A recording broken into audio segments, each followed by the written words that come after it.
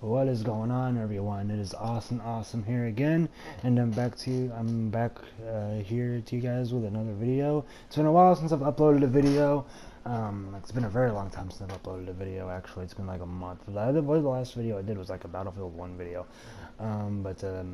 yeah, I've been kind of busy with life, and that's all I'm really gonna say. 'Cause that's all I really have to say regarding that. Today's video is going to be my review of the Call of Duty Modern Warfare Remastered campaign. I've been looking forward to this for ever, and I'm just really excited because I finally got to play it today. Why am I doing this like late? Like, I know for PlayStation guys, PlayStation 4 players like me, the Call of Duty 4 Modern Warfare Remastered campaign was available back on the 5th. If you pre-purchased the Legacy Edition of Infinite Warfare. Why am I only making a video about it now? Well, it's because I only just got to play it today. I did decide to pre-purchase the Legacy Edition from the PlayStation Store just today. So that is why that's why I was just able to play the first act of this game today. So that is why. As far as the Infinite Warfare beta goes, I know the Infinite Warfare beta is going on right now. It's actually downloading right now. I haven't played it yet, but I'm hearing some pretty mixed things about it. I'll wait until I actually play that. Probably have a video about that tomorrow.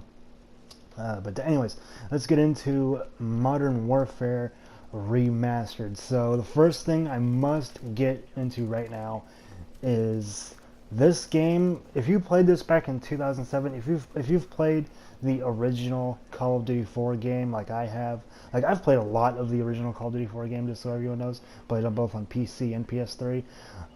If you've played the original, it is exactly, as far as the campaign goes, it is exactly how you remember it.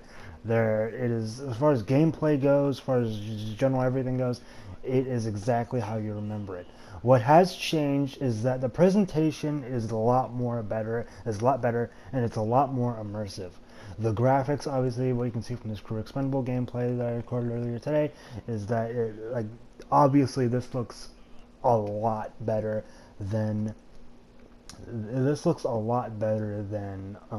original Call of Duty 4.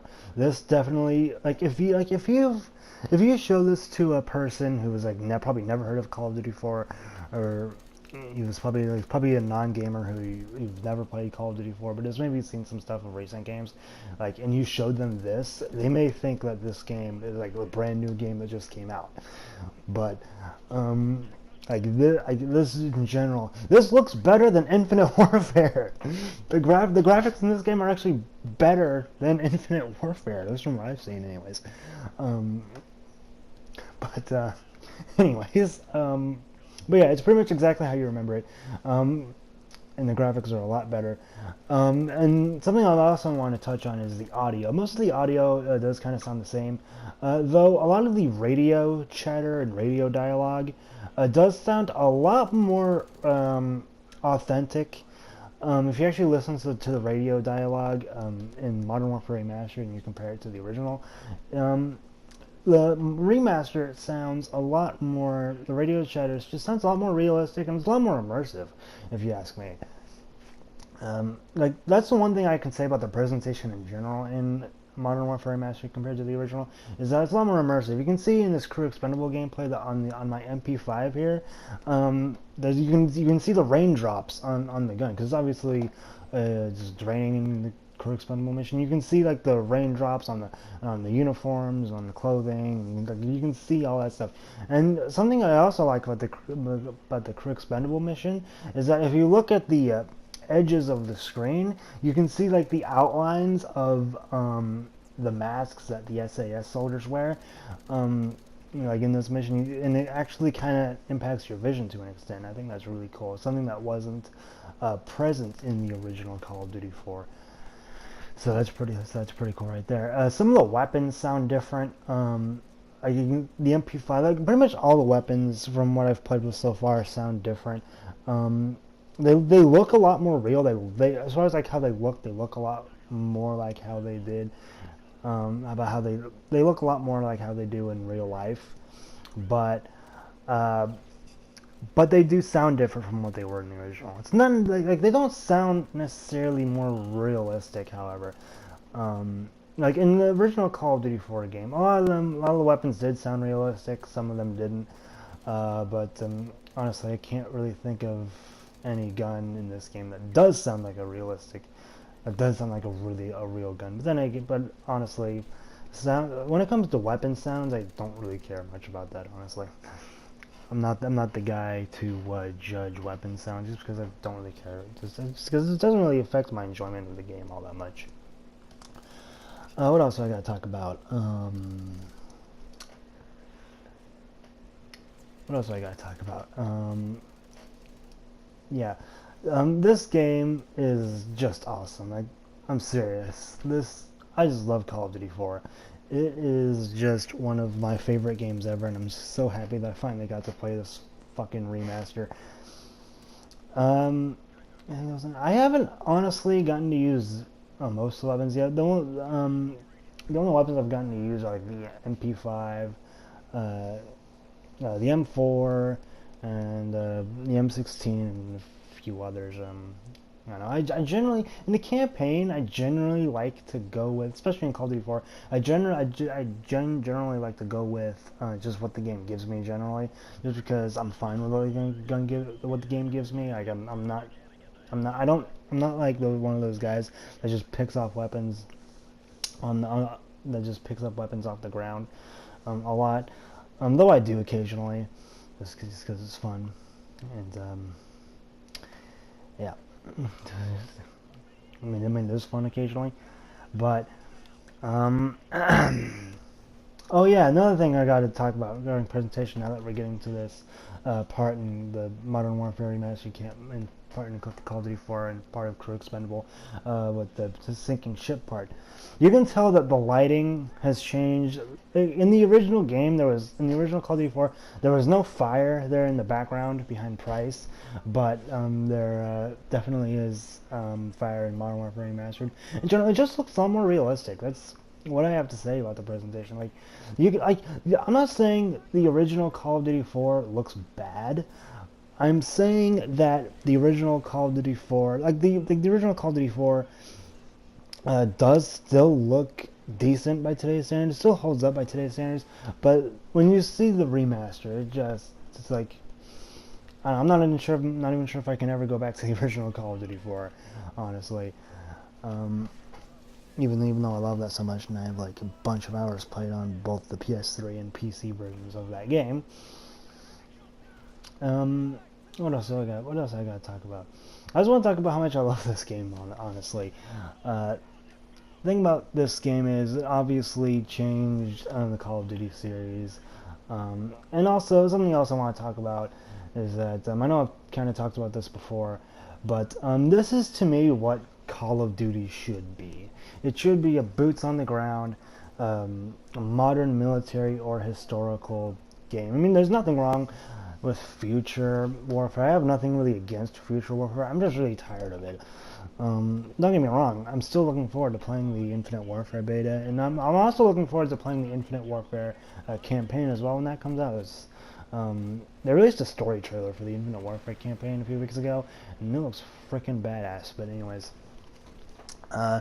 here we're getting off topic here. I'm going to shock and awe here. This is without a doubt one of the most memorable Call of Duty missions just in general. Not because of how it plays necessarily, or the fun factor of it is. It's because, well, you all know what happens at the end. It's pretty much engraved in gaming history what happens at the end of this mission. I'm pretty sure you all know what I'm talking about. And then the part at the end of the mission, which I will show here at the end of this game, at the end of this video, where you get into the chopper after you rescue your pilot, and you go out. Your commander gets on the radio and tells you that there's a nuke in the area, and then just as he's saying that, the nuke goes off and kills everyone. So I'm pretty sure what I just said there is nothing new. I'm pretty sure most of you have experienced the nuke, but the nuke in Call of Duty 4, the nuke in shock and awe. But yeah, you guys all know what that is. I'm sure I don't need to explain it to you. This part's actually pretty cool. Where you get where you're on the Mark 19 and you're just blowing guys off the roof, blowing RPG teams off the roof, and just blowing the shit out of everything. That is just so much fun. That is a lot of fun, honestly. And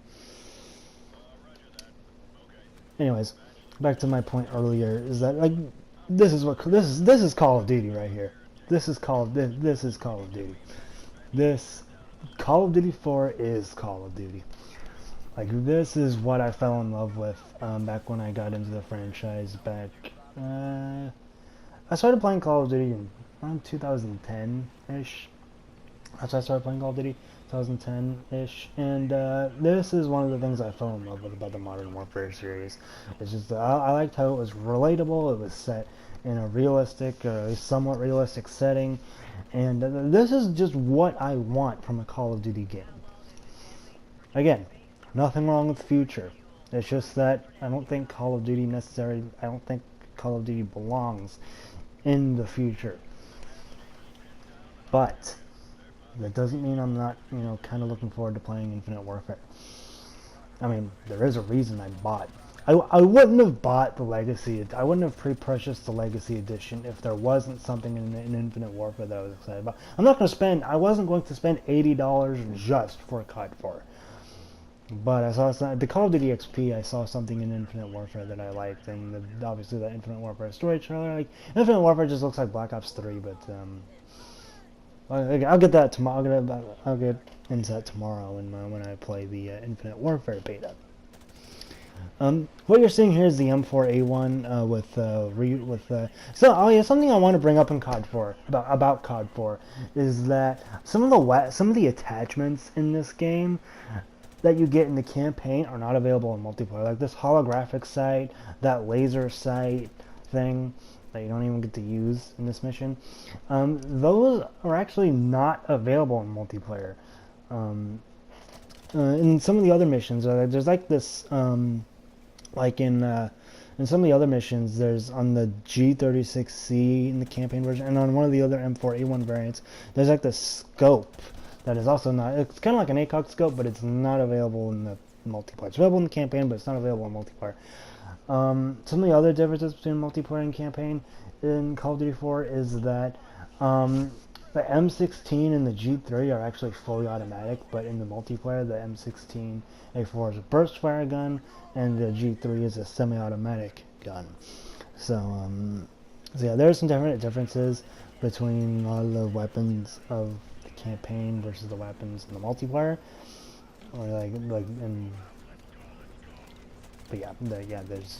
There's differences between there's little differences like that between campaign and multiplayer, which really make each mode kind of different from each other. Obviously, I have not played Modern Warfare Remastered multiplayer yet, which we won't be able to until November 4th when the game comes out. But I really am enjoying playing the remastered version of this campaign. The Call of Duty 4 campaign is a campaign I've played through many times, and I'm just having a blast here playing through it. Again, the game is actually still downloading. It's taking forever, but I was at least able to play the first act, and I had a blast playing the first act, the remastered version of the first act, and I can't wait to finish the remastered version of this campaign because I'm just having a blast with it. Yeah, I'm just having a blast with this game. I'm just having a blast playing through this again. So another thing is that what Modern Warfare shows in terms of like Call of Duty campaigns is that a lot of the Call of Duty campaigns nowadays have just gotten laughably contrived and just aren't interesting anymore. Like the games are just generic as fuck nowadays, and just don't have interesting characters or interesting storylines. Modern Warfare has great characters like Price and Gaz, and it